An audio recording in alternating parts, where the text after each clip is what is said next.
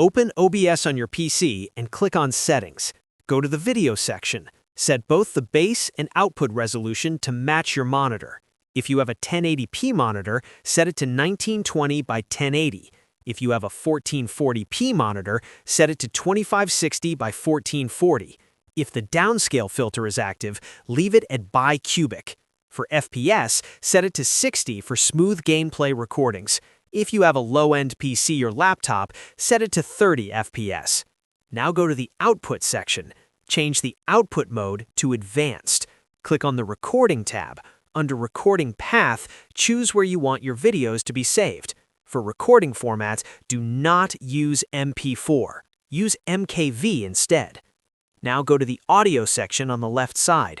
Set the sample rate to 48 kHz. Set the channel to stereo. Now click Apply, then OK. If this helped, drop a like and subscribe. Also, press the bell icon for more tech tips. Thanks for watching.